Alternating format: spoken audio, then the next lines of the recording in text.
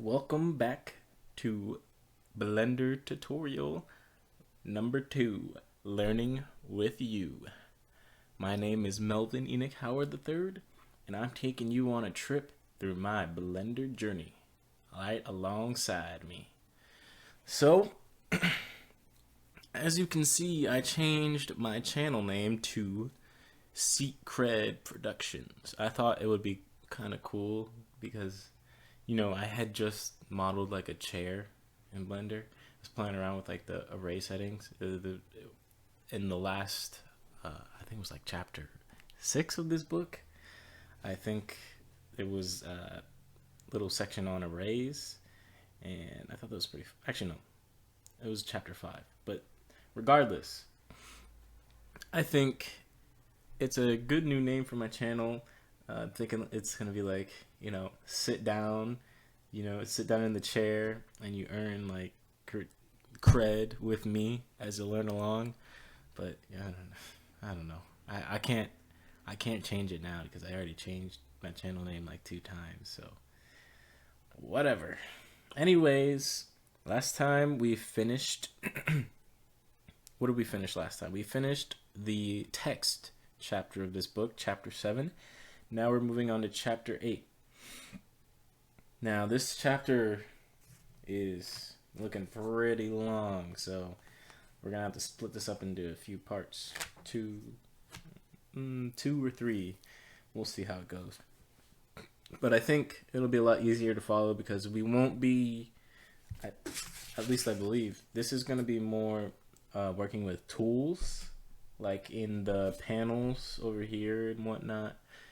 Different hotkeys and whatnot. So let's get started. So this is chapter 8, changing that boring gray default material. So let's get in. Let's delete the default cube, and we can get started. As you work on your models in Blender, you're eventually going to get tired of that plastic gray material. Let's add in. I don't know. Cube again. Well, let's go to the render tab. Look at that. That's kind of boring, bro. That's not even. Come on. We can do way better than this. But the world is a vibrantly colorful place. Exactly. And you may occasionally want to use these colors in your 3D scenes. Sure, it's helpful to add matte caps to your object while sculpting. I don't know what a matte cap is. Let's go back to chapter. Actually, you know what? We'll cover everything we do in these chapters. I'll run you down through everything. But that's just a temporary thing meant to help you while you work. I still don't know what a matte cap is, actually. I'll search that up later. Actually, let's search that up now. What is a matte cap in Blender?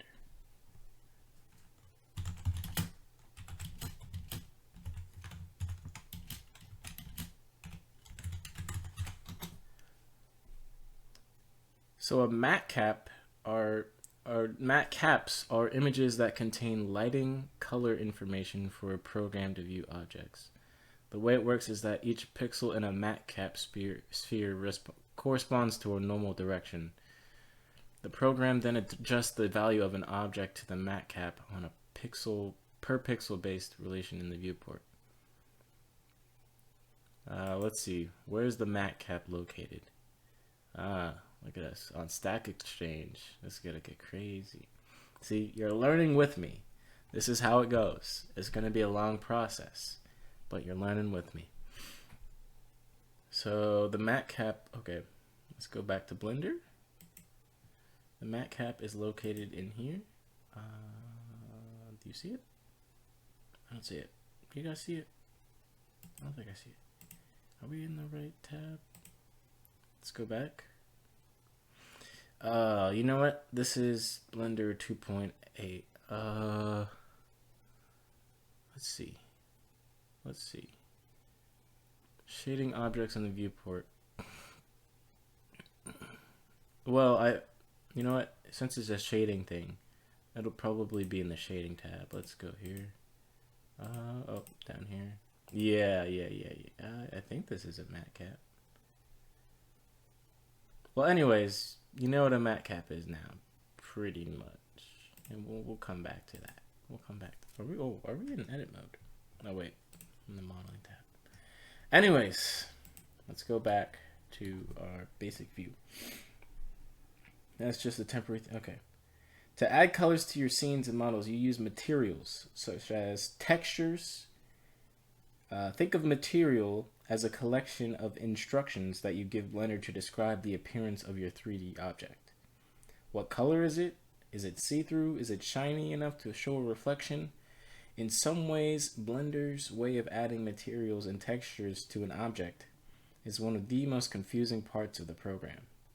It can be a pretty big challenge to wrap your brain around the full functionality of it. It really is, to be honest. I have no clue what's going on. I don't even know what a matcap is. This chapter is intended to give you the skills to know enough to be dangerous with Blender's materials. I like that. I like that. Hopefully, with a little practice, you can become lethal. Whoa. I don't think I've ever heard of anybody who killed. I like this guy. He uses puns in his book. That's not a pun. That's just a joke. So, before we get into that, we need to stop and consider the type of image we're trying to produce. Are we trying to achieve photorealism, or do we want more cartoony look? Is your image or animation meant to have the appearance of a technical illustration? It's helpful to ask the questions before you start working on your materials, because the answers will dictate the render engine that you choose. A render engine. Okay, let's go here. So we got our render engine right here. We have 3 to choose from at this point in time in this version of Blender. So let's go through them. A render engine or renderer is what you use to convert the 3D data in your scene to a 2D image, or a series of images for animation.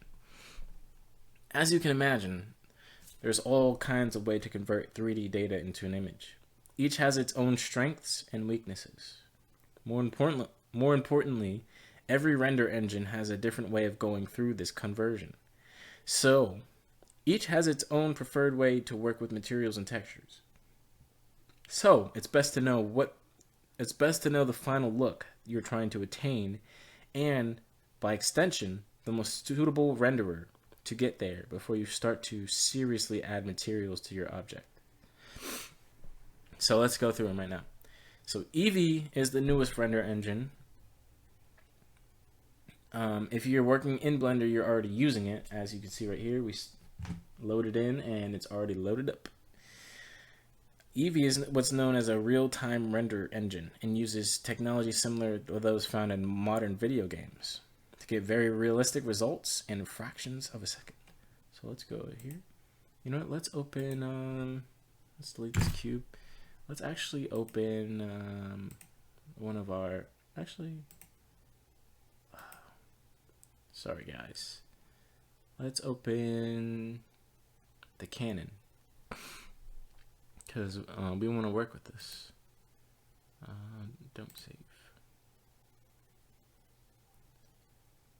Now we have the Canon open, and now we can really understand what's going on here.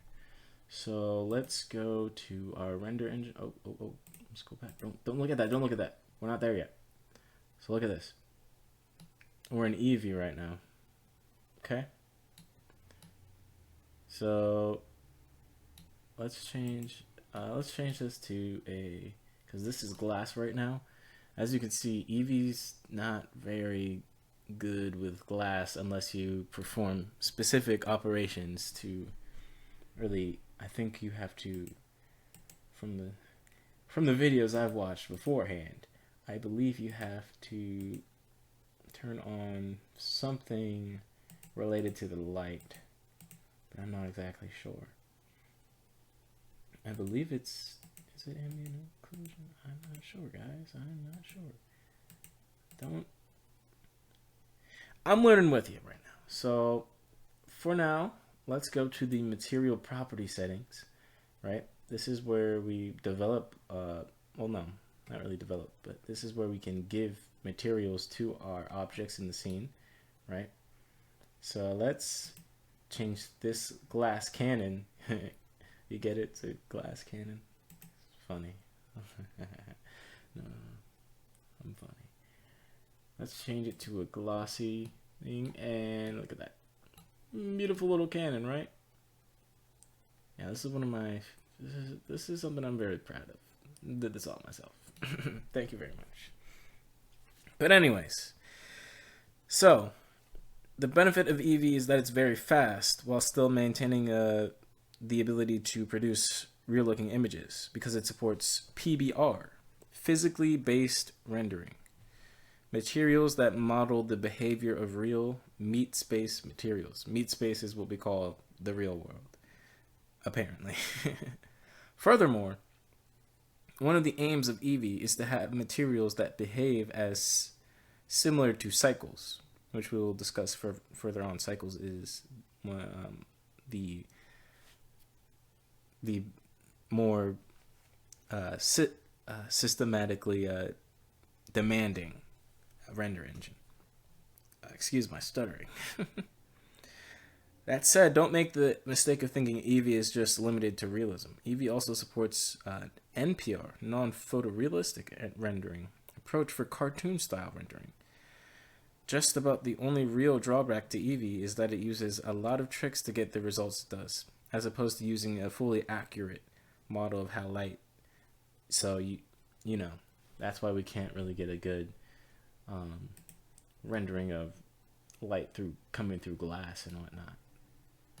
I actually kind of want to see, because I didn't know that Eevee has this non-photorealistic setting.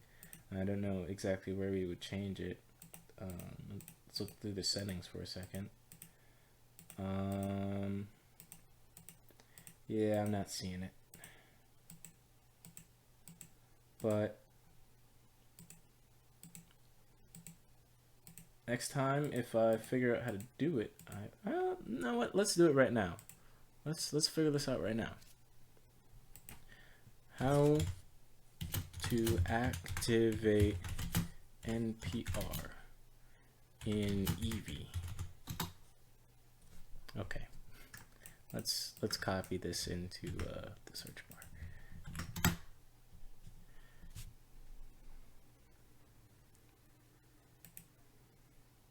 NPR is an area of computer graphics. You know what? We'll come back to it later. We'll come back to it later because that's an interesting topic. So now moving on from Eevee, we have Workbench. I've actually never ever clicked on Workbench before, so I'm not exactly sure how it works. This one is meant for fast previews while modeling and animating. It's basically the same as what's used for the solid viewport shading mode. So basically it's the same almost the same as solid viewport shading for the 3D viewport, regardless of the render engine you choose for the output. Oh, so you can change the output of the render. Oh, I see. So let's go through this actually. I don't know what high quality normals mean. Let's enable that. That does nothing. So just click that off. Oh, look at this. We have a matte cap setting. So let's so okay. Matte cap basically allows us to see what the lighting would look like, or just lets us see different materials. Oh, okay. Interesting. Oh my god, this is kind of trippy. Looks like a barcode and optical illusion. This one's nice and sleek. And then let's look at this. Okay, kind of dull, but I already clicked on that one. Yeah, I think I've seen this one before. Kind of looks like aluminum foil. But anyways, oh wait, I want to see this one. I've seen this in like video games before. I think this is used for a specific purpose. But yeah, what's this flat? Ooh, whoa. Oh, that's an interesting thing. And studio lighting. All right. So Workbench is just meant to be used as an output render. and renderer, but you're fully free to do so if it's got the look you need.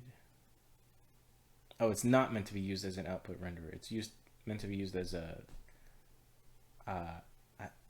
what is it used for? Oh, so basically it's just the same as the solid view. Interesting. And now we have, you know, I think I should come back through Workbench later on because it seems like maybe there is a lot to do here. Maybe on like more complex projects, then Workbench will become probably extremely useful. But for now, let's just move on to Cycles. And Cycles is our primary renderer. I actually have learned that the default settings for Cycles are not the ones that you want to use, especially if you have a mid-range PC like I do. I usually set down everything, even like the final render to 256 samples, and then it's important to come down here to the the performance settings, set the tile size down to 256, because if you have it at I think it was like 1024, it's just gonna take so long to render. You don't want all that, man. But Cycles, for images that need to appear, it's for images that need to appear as realistic as possible. It's the best Blender renderer for that job. Cycles is a ray trace renderer. It calculates how light rays bounce and move around your scene. Its means of generating a final image. You can achieve a level of realism using Eevee, but that process can be very, very confusing. The material system that Cycles uses can be kind of intimidating, obviously, because like look at all this shit here. But Cycles materials are PBR materials. Remember, PBR is physically based rendering. Remember that. Meaning that they also have a strong relationship to materials in the physical world. This increase in realism does come at the expense of rendering speed, but that cost is mitigated by two facts: artist time versus computer time. Okay, let's think about this. If a realistic look will take more time, it's less costly, both financially and mentally, to have that time absorbed by a computer churning through rendering than by an artist. It's running over by hacky tweaks, obviously. And then, GPU acceleration. Cycles can take advantage of additional processing power on the graphics processing unit. Of course, Eevee uses the GPU to draw to the screen too, but in a slightly different way compared to how Cycles does it. Using GPU acceleration as Cycles render processes, the Cycles render process can often be 10 times faster than rendering on the CPU. So yeah, when you come up here, you want to, if you have a GPU, you want to set it to GPU compute. I think you also have to enable that in the preferences, I believe. Let's see. Is there a rendering? Let's see. Yeah. You have to, so enable it right here. And this is my CPU and this is my GPU. It's not very good, but you know, we make do with what we have here. I'm learning just as anybody else is. You know? So, let's keep going. You can find more detailed information on the differences in Chapter 16. We'll get there. We're in Chapter 8. We still got a long way to go. In general, I recommend that if you still don't know what final look you're trying to achieve, you should render with Cycles. It's a more mature render engine than with more features. Despite being slower than Eevee, realistically behaving materials are slightly easier to set up in Cycles. And if you decide that you want more stylized look, it's not difficult to either cheat that stylized look into Cycles or migrate your materials to Eevee. So we'll play around with this stuff.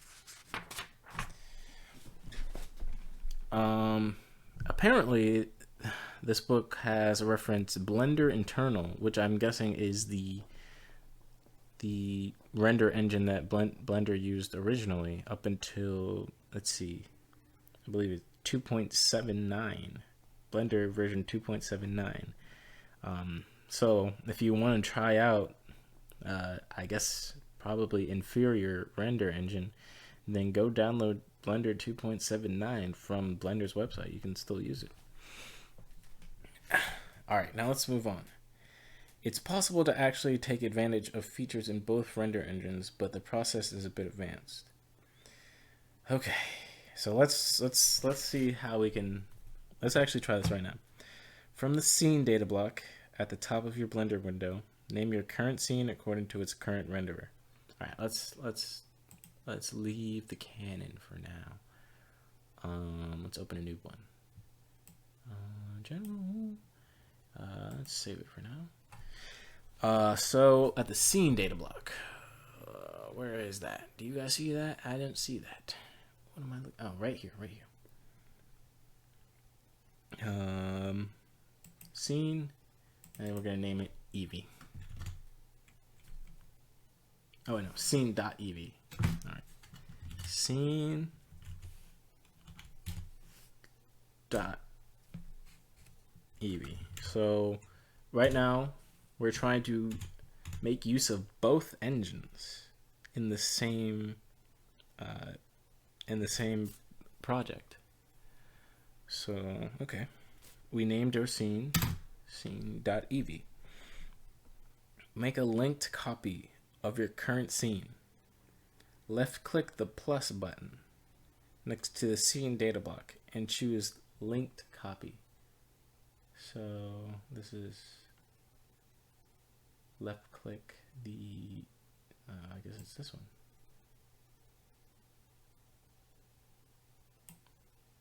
Linked copy. Okay, this is not a plus button anymore.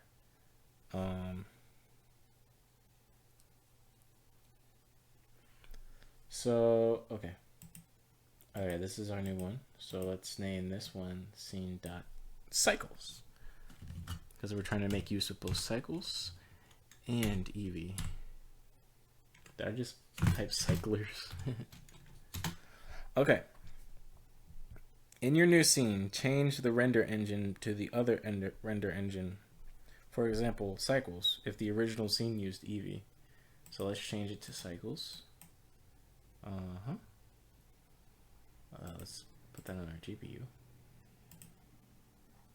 So, okay. Create a new empty scene. Scene data block plus, and name it composite. Okay. New. Oh, my lord. Composite.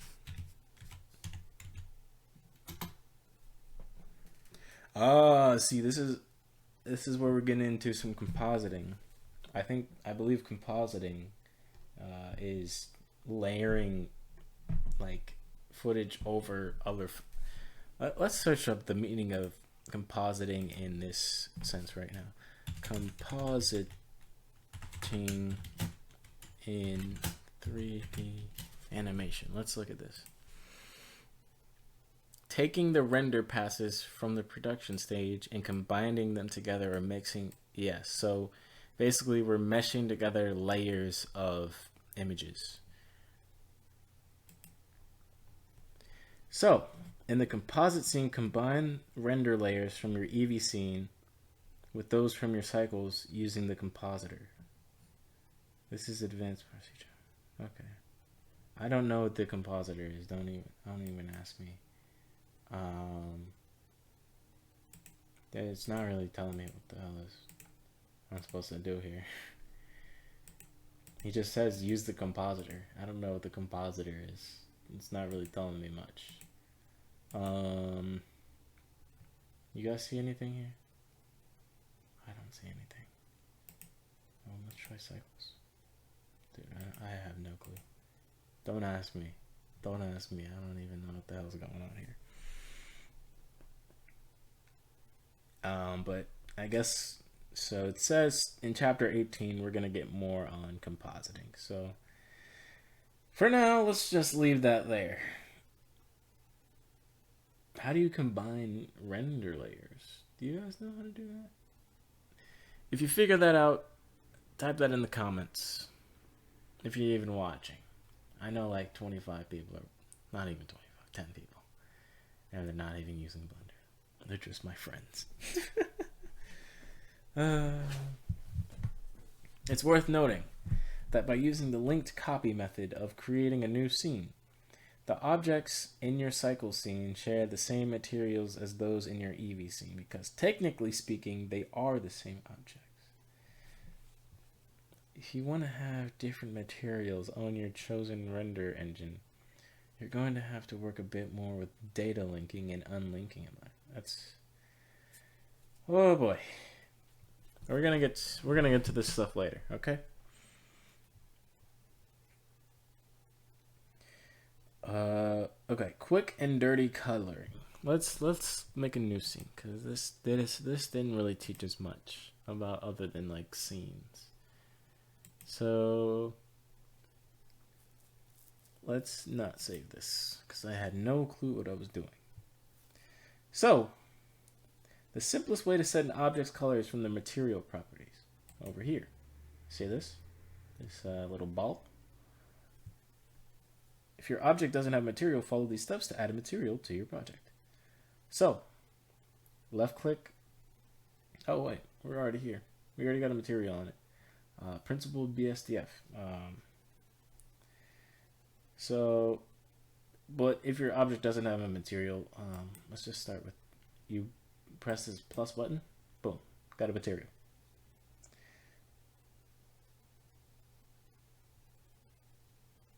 So, left click the new button in the materials data block below. Oh, what's this?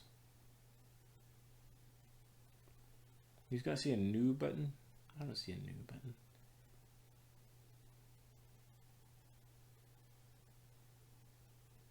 Whatever.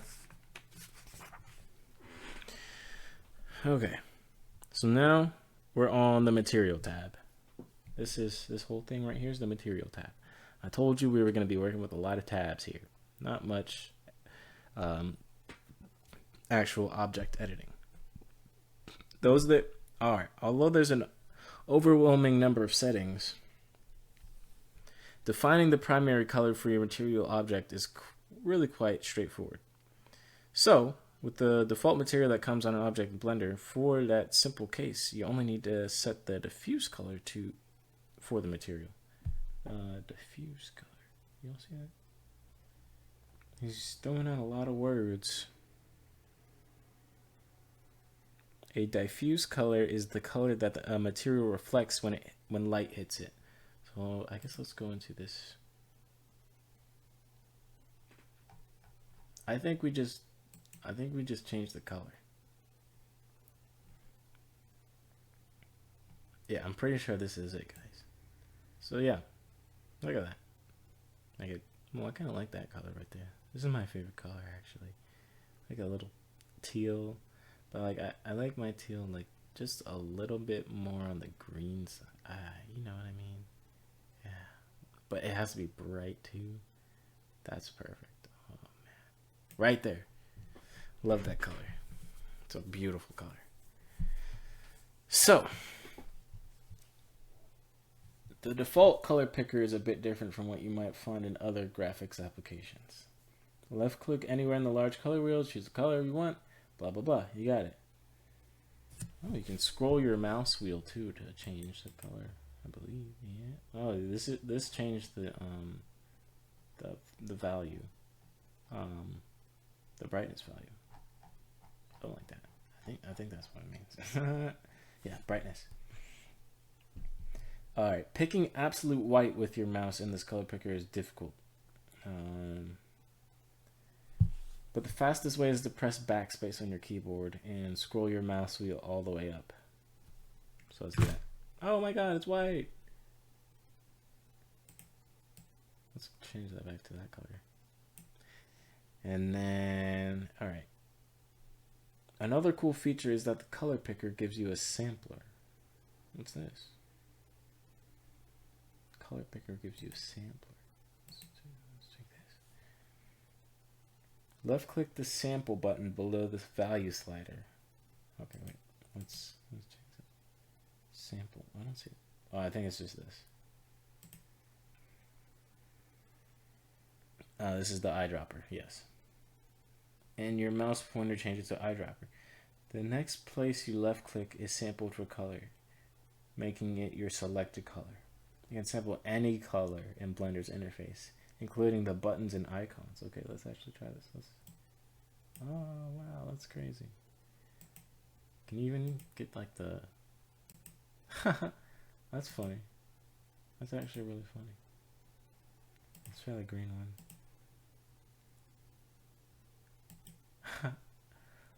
That's kind of cool. I like this. All right. In fact, when working in design, it's often best to work with a limited and consistent color palette. So some artists will paint an image or set up objects in the 3D viewport with blobs of the exact colors they want to limit themselves to. If you find Blender's current color picker to be disorienting, you have the ability to choose other color pickers in the preferences. Up here, edit, preferences. I think it's an interface, but you can figure that out yourself. I'm not doing all that. I like the color picker I have now. I believe it's covered in chapter 2. So if you have this book, go ahead and go to chapter 2. Assigning multiple materials to different parts of a mesh. Okay, this is something I need to learn. Using the same material across the entire object is great for objects that are the same uniform material. But what if you want to use different materials on the same object? For that solution, you want to use material slots. Basically, you create a material slot, sometimes referred to as a material index, by defining a set of object subcomponent, faces and meshes, individual characters and text, and control points in curves and surfaces, and assigning them to a material. You can create material slots directly from the top of the material properties. So right up here, this is bada boom. Look at that, we got a new slot. In fact, if you added a diffuse color, as described in the previous section, you've already added one material slot. This one up here. That's crazy, isn't it? You've already added one material slot. Okay, so you add more material slots the same way. Left click the plus button. Bada boom. Next to the material slots list, and then left click the new button in the materials data block below. Bro, what are you talking about? New button. I don't see a new button. You guys see a new button? This guy's saying a lot of things, and it's not making sense. But I think the version he's using doesn't do the same thing sometimes. So, to actually make use of those new materials in each material slot, you have to be in edit mode. Okay, let's go into edit mode. Okay, so for an idea of how this process works, say that you want to model a beach ball. Okay, let's tap out of edit mode. It needs to say this stuff before. So let's add in our UV sphere. We're gonna make a beach ball, apparently. Wait, you know what? Let's get back out of this. Let's get rid of it. Shift A and UV sphere, and let's turn the segments down to like, what is that? Not a lot. If you catch my drift. And like, we don't need that many rings either. That looks like a beach ball, doesn't it? Looks like one to me. All right. In the 3D viewport, set your viewport shading to look dev by clicking its icon in the upper right.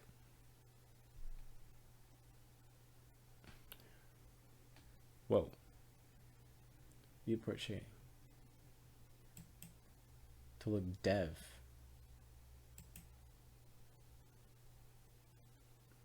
Do you know what that means?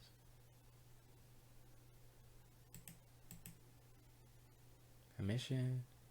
Oh, I do not know what this means. I don't know what that means. I don't know what that means.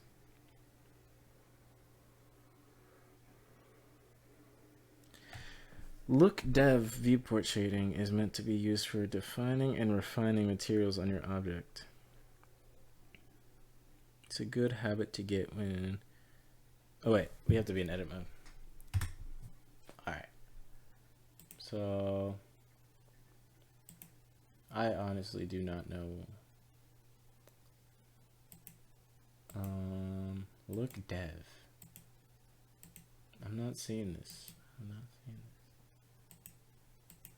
Render pass.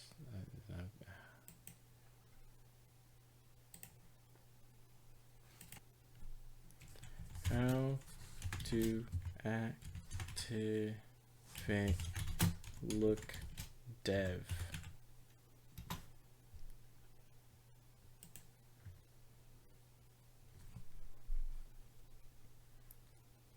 Okay, material preview.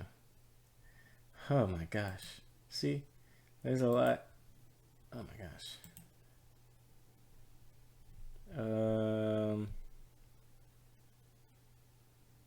Okay. Jeez. Okay. So, look dev was renamed to material preview. So make sure you make a note of that. If anybody ever, for some reason, says activate look dev mode in Blender. So, it's meant to be for defining and refining materials on your object. It's a good way to get used to using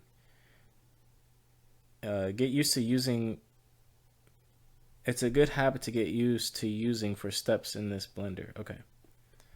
In this chapter. In fact, you may even want to perform these steps from the shading workspace, accessed with the tabs at the top of your Blender window.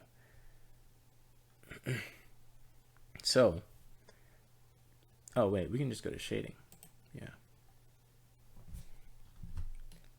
So, yeah. Uh-huh.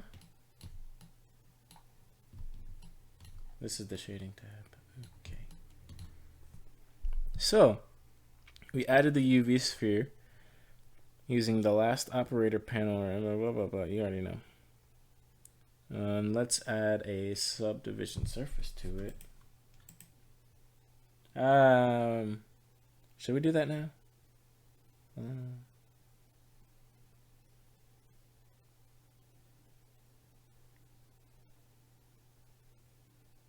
All right, let's add a subsurface. Okay, but yeah, okay. Well, it doesn't. Okay, that's good. Cool. So we got our subdivision surface in there. Let's just disable it for now because I don't want to see it. And then we're in edit mode. We switch to face select mode. You can do that by hitting the number 3. Or, you know, clicking this up here. This will get you into face. But I recommend clicking number 3. It's faster. And then add a new material using the material data block in material properties.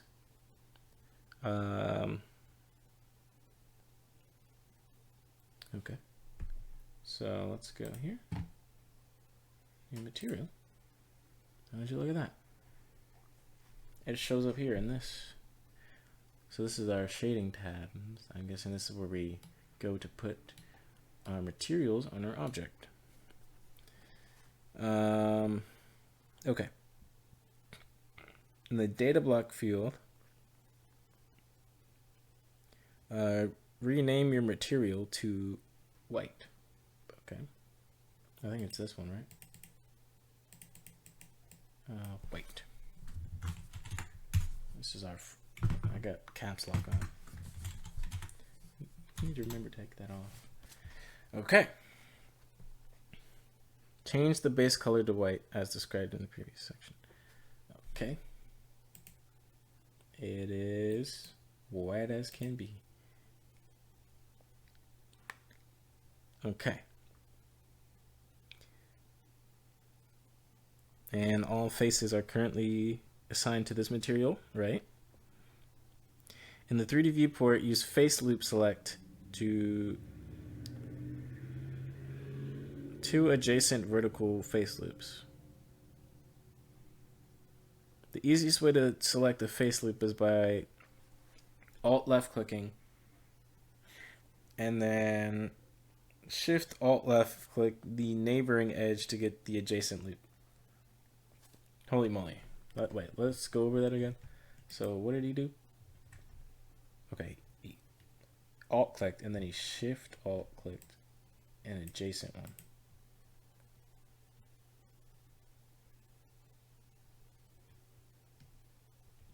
Okay, so we got that. Easy peasy. Then, what do we do here? What are we gonna do next? Left click the button with the plus icon in the upper left of the materials list box. And we're gonna add a new material slot. And then we have new material. And we're going to change it to the color blue. Actually, no, we're going to change it to my favorite color because that's better. And then now we have, this should change. And we're going to call this Cool Blue. Bada boom. Okay.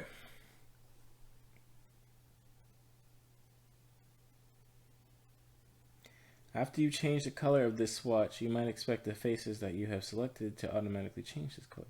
That's not how it works. As you can see, it's still the same color. Even though you have these faces selected, they're still assigned to the white material slot. Okay, so to assign the selected faces to the current material slot, blue, you have to click the Assign button beneath the material list box. Okay, so this button. Oh, look at that. Easy. And now let's work our way around it. Let's add just like red on this one. Shield, Alt, and let's add a new one, and we'll call this one, we'll call it red, and we're gonna add red, and then we're gonna click Assign. Look at that. And then we're gonna make this one white.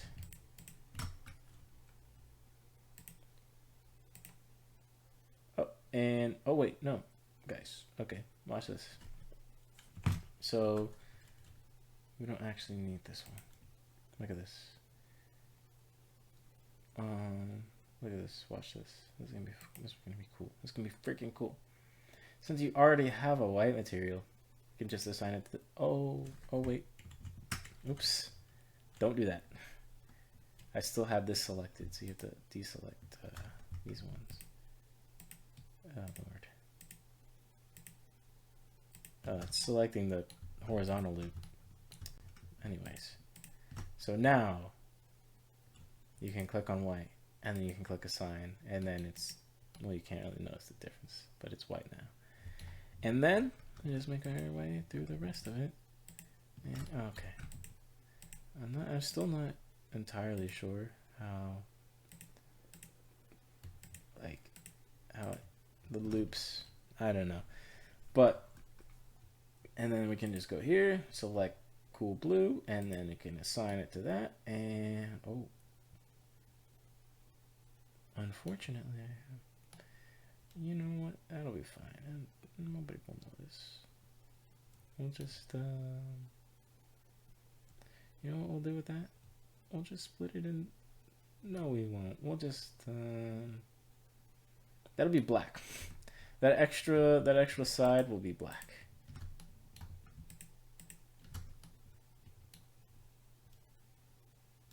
All right, and then we make this red. Assign it, and would you look at that? It truly is beautiful. And then we'll just make a new one. Call this one black. Black. And assign. And there we go. We got a beach ball. Let's step out of edit mode. Let's turn on this. Oh my god, guys, look at that! It's a beach ball! That's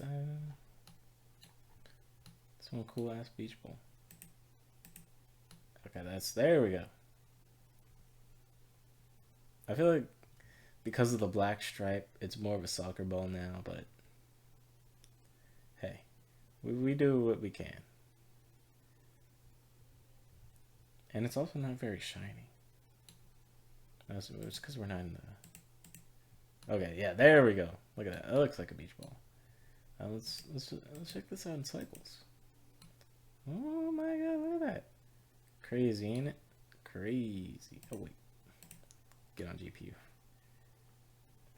Look at that. Beautiful, ain't it? Beautiful. Got a little beach ball now. Should I continue the tutorial or should we stop here? I think we're getting on to, yeah, about an hour. We can stop here for now. So, you got basic knowledge of how to put materials on things. And you also know the render engines, and that's all you really need for now. Just play around with it a bit, make some shapes, play around with the faces. You know, this is actually kind of cool for me because I didn't know how to. I've just been like making one color things, so I'm gonna try this out and some new things. Pretty cool. Thank you for listening to my tutorial once again, if you did, and I hope you like it. Subscribe, I guess, if you can. Watch my other videos. I'm working on a new horror short film. Should be coming up by the end of the year, probably. I'm actually trying to really hard on this one. Really serious project. It's gonna be about a board game, kind of like Jumanji, Zathura, but a little more. I think it'll be a little more interesting than those.